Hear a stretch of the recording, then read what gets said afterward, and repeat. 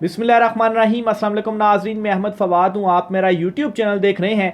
नाज़रीन, तीन बड़ी इंपॉर्टेंट खबरें आपके साथ शेयर करनी हैं। सबसे पहला तो ये कि अभी सिर्फ एक ही सूबे में पाकिस्तान तहरीक इंसाफ की जो हुकूमत है वो बनी है कि पीडीएम ने कांपना शुरू कर दिया है। 9 मई को बेनकाब करने का फैसला कर लिया गया है और अली अमीन गंडापुर की जानिब से डंडा उठा लिया गया है। चीफ जस्टिस काजी फायज ईसा को पकड़ लिया गया है। इस पर मामला क्या है, कुछ अहम तरीन और एक्सक्लूसिव तफसीलात हैं, वो आपके साथ शेयर करनी है। दूसरे नंबर पर नाज़रीन, शहबाज शरीफ आज तबीयत नासाज और अचानक से असम्बली से वो घर चले गए। मामला क्या हुआ है असम्बली में, इस वक्त सिचुएशन ये है कि ये लोग जीत कर भी शर्मिंदा शर्मिंदा घूम रहे हैं और बैठ नहीं पा रहे। अहम तरीन तफसीलात आपके साथ शेयर करनी है। और इलेक्शन कमीशन ऑफ पाकिस्तान की जानिब से नवाज शरीफ की शिकस्त का जो नोटिफिकेशन है वो भी जारी कर दिया गया है। सिकंदर सुल्तान राजा से इस्तीफे का भी मुतालबा कर लिया गया है। इस पर भी कुछ अहम तरीन तफसीलात हैं, वो भी आपके साथ शेयर करूंगा। सबसे पहले तो नाज़रीन आपको बताता चलूं, अली अमीन गंडापुर जो कि आज मुंतखब हो गए हैं वज़ीर आला केपी, और मुंतखब होते साथ ही ठान लिया है उन्होंने कि जो 9 मई वाला मामला है इसे बेनकाब करना है और जो इनके अगेंस्ट प्रोपेगेंडा किया गया, जो एफआईआर्स की गई, इन तमाम तर चीज़ों को बेनकाब करते हुए असल जो इसके मुजरिमान हैं उन तक पहुंचना है। और ये ऐलान उन्होंने कर दिया है अपने सूबे के अंदर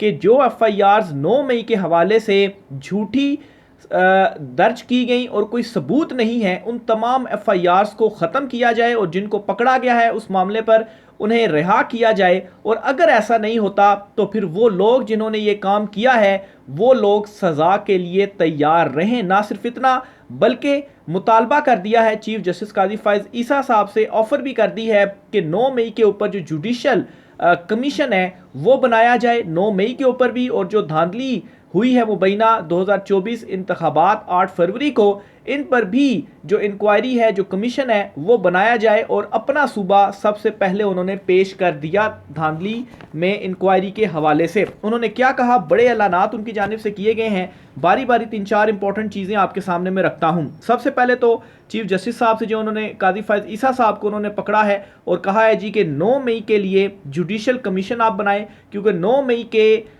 जो सानहा हुआ था जिसकी पाकिस्तान तहरीक इंसाफ ने मजम्मत भी की थी, लेकिन बहुत सारी ऐसी चीज़ें हुई थी जो नहीं होनी चाहिए थी और उनको बुनियाद बनाते हुए बहुत सारी जो प्रोपेगेंडा वगैरह आप कहें अपोजिशन की जानिब से या पीडीएम 2 की जानिब से किया गया, तो इस तमाम चीज़ों को काउंटर करने के लिए अली अमीन गंडापुर ने अनाउंस कर दिया है कि 9 मई के ऊपर जुडिशल कमीशन बनाएं, हम तैयार हैं। चीफ जस्टिस काजी फायज ईसा को उन्होंने ये जो मैसेज है वो दे दिया है और साथ ही धांधली के हवाले से भी इंक्वायरी का कह दिया और ये भी क्लियर कर दिया कि अपने सूबा हम पहले पेश करते हैं और अपने सूबे से भी पहले जो मेरा हल्का है वो मैं पेश करता हूं। पहला बड़ा मुतालबा। दूसरे नंबर पर उन्होंने सिकंदर सुल्तान राजा जो हैं उनसे इस्तीफ़ा डिमांड कर लिया है अली अमीन गंडापुर ने, और ये कहा है कि ये जो मुबैना धांधली हुई है इसका जिम्मेदार और election commission of Pakistan Sikandar Sultan Raja जो हैं वो फ्री एंड फेयर इलेक्शन कराने में नाकाम हुए हैं। सबसे पहले तो वो इस्तीफ़ा दे। दूसरा बड़ा मुतालबा उन्होंने किया।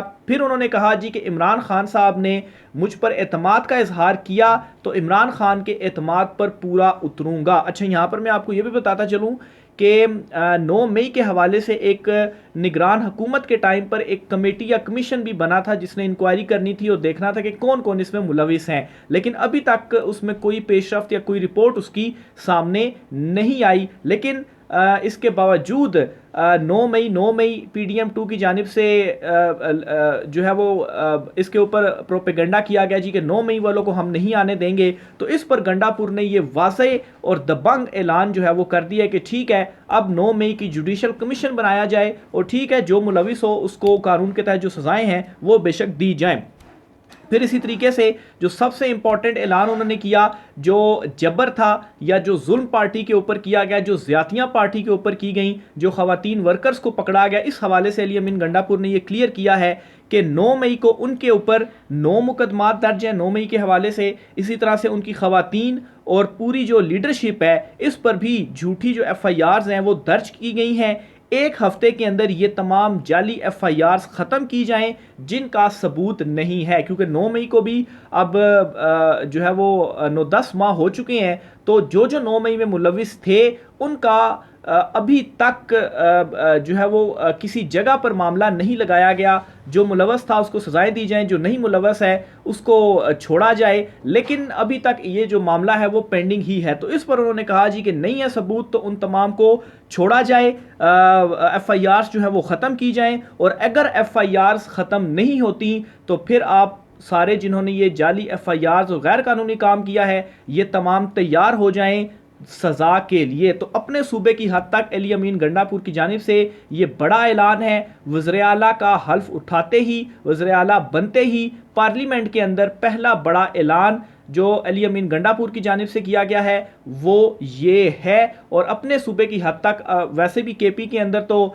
जो धांधली हुई मुबैना तौर पर KP में उस तरह से नहीं की जा सकी, क्योंकि KP में तो इमरान खान साहब को इस मरतबा तो 3/4 जो अक्सरियत है वो मिली है। लास्ट टाइम जो वज़ीर आला का इंतखाब हुआ था उसमें 77 वोट थे और इस मरतबा 90 वोट थे। अभी भी 8-10 सीटें उनकी धांधली के ज़रिए मुबैना तौर पर ली गई हैं, लेकिन उसके बावजूद वन साइडेड जो वज़ीर आला हैं असम्बली के अंदर वोट्स उनको डले और वो वज़ीर आला मुंतखब हुए। और बिल्कुल मेरे ख्याल से जिस तरीके से इमरान खान साहब चाहते थे कि फ्रंट फुट के ऊपर रह कर खेला जाए, अली अमीन गंडापुर जो हैं वो उसी अंदाज में, दबंग अंदाज में और फ्रंट फुट पर रहते हुए ये तमाम जो अनाउंसमेंट्स हैं वो उनकी जानिब से कर दी गई हैं। फिर इसी तरीके से उन्होंने कहा है जी कि ना वो करप्शन करेंगे और ना ही वो किसी को करप्शन करने देंगे, और इस हवाले से बाकायदा तौर पर जो हल्फ है वो उन्होंने असेंबली में लिया है। साथ ही साथ हेल्थ कार्ड जो है वो बहाल करने का ऐलान कर दिया है कि 1 रमज़ान से KP की हद तक तो वो हेल्थ कार्ड को बहाल कर रहे हैं। KP की हद तक इसलिए क्योंकि ज़ाहिर सी बात है वो KP के वज़ीर आला पूरे मुल्क में तो नहीं इंप्लीमेंट कर सकते, लेकिन KP जो है उसने स्टैंड जो एक लिया है अली अमीन गंडापुर ने, तो उस हद तक उन्होंने जो हेल्थ कार्ड है उसे बहाल कर दिया है। फिर इसी तरीके से उन्होंने कहा जी कि हेल्थ कार्ड इमरान खान का ख्वाब था, ये वेलफेयर स्टेट है। 1 रमज़ान से पख्तूनख्वा का हेल्थ कार्ड दोबारा बहाल कर दिया जाएगा। वफाक के हवाले से अली अमीन गंडापुर ने कहा जी कि वफाक मदद नहीं करती, फिर भी हम अपनी खुराक की पैदावार बढ़ाएंगे। हम बिजली बनाते हैं, सस्ती बिजली बनाकर महंगी बिजली दी जाती है। वफाक हमें हक दे वरना ऐवान तैयार रहे, हम हक लेकर रहेंगे। तो ये भी दो टोक अपना जो उनकी प्रायोरिटीज़ हैं उसका अली अमीन गंडापुर की जानिब से जो ऐलान है वो कर दिया गया है। फिर अली अमीन गंडापुर ने यह भी कहा जी कि मैं आज ईमान के साथ खड़ा हूँ, खौफ का बुत तोड़ दें, मैं से निकलें, मैं का बुत तोड़ दें, ये बाजी इश्क की बाजी है, जो चाहे लगा दो, डर कैसा, अगर जीत गए तो क्या कहना, हारे भी तो बाजी जो है वो मात नहीं होगी।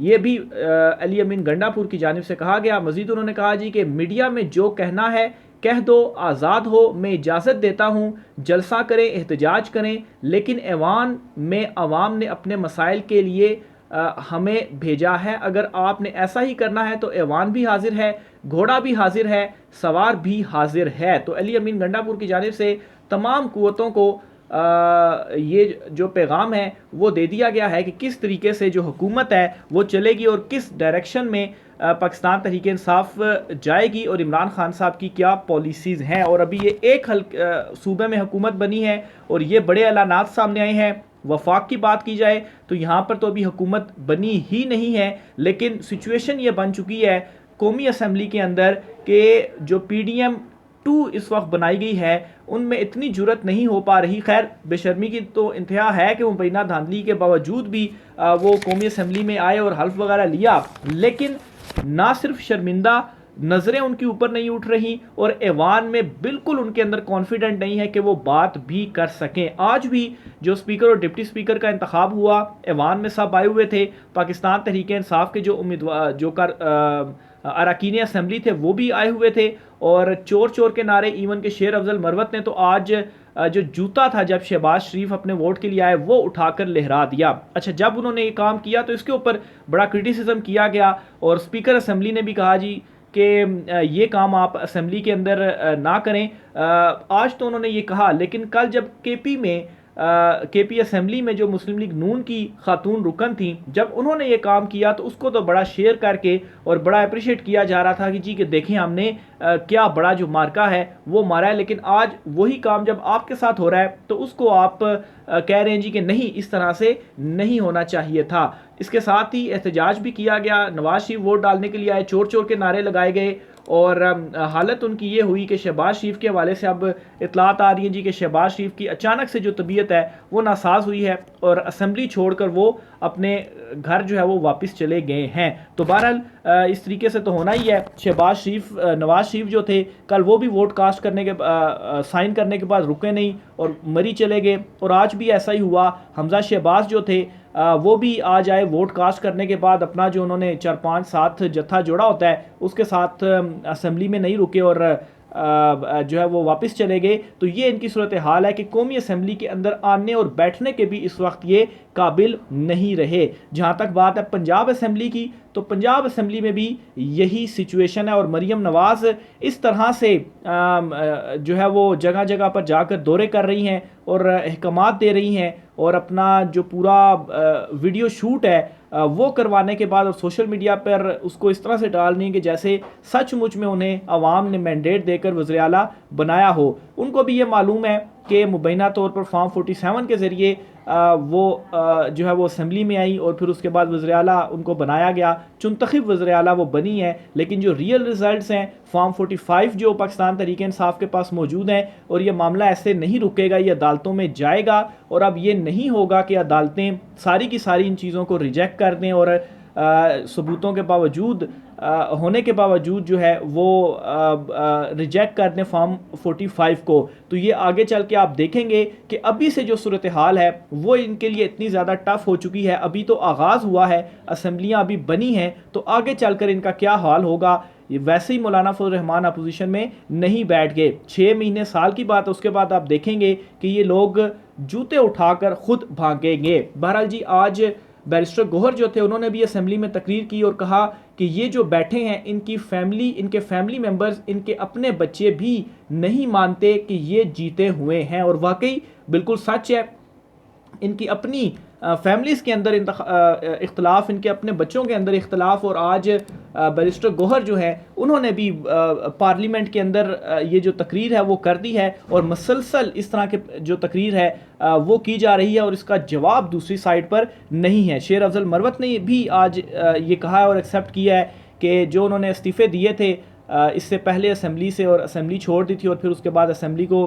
तोड़ा नहीं गया, इलेक्शन नहीं हुए उस वक्त, तो इमरान खान साहब का यही था कि इस्तीफ़ा हम दे के असेंबली में नहीं बैठेंगे, दोबारा इलेक्शन में जाया जाए। तो उसको शेर अफजल मरवत ने गलती कहा, लेकिन खैर ये एक बड़ी बहस है। उस वक्त की सिचुएशन को देखा जाए तो बहुत सारी ऐसी चीज़ें हैं जिनको बुनियाद बनाकर कहा जा सकता है कि इमरान खान साहब ने दुरुस्त फैसला किया था, लेकिन बहुत सारों का मौक़िफ़ ये भी था कि असेंबली के अंदर रहना चाहिए था। बहरहाल इस मरतबा ये फैसला किया गया कि असेंबली के अंदर रहकर फ़ाइट की जाएगी और अभी तो सिर्फ फ़ाइट का आगाज़ हुआ है और ये लोग भागना शुरू हो चुके हैं। इलेक्शन कमीशन ऑफ पाकिस्तान ने NA 15 से जो नोटिफिकेशन है मानसेरा का वो जारी कर दिया है। कामयाब उम्मीदवार शहजाद जो हैं उनकी कामयाबी का नोटिफिकेशन जारी किया गया है। नवाज़ शरीफ को यहाँ से उन्होंने हराया था और इस हलके का नतीजा चैलेंज किया गया था इलेक्शन कमीशन ऑफ पाकिस्तान में नवाज़ शरीफ ने, और कहा था जी कि दोबारा इस हलके में इलेक्शन होना चाहिए, लेकिन उनकी जो दरख्वास्त थी वो रिजेक्ट कर दी गई थी इलेक्शन कमीशन ऑफ पाकिस्तान की जानिब से और इलेक्शन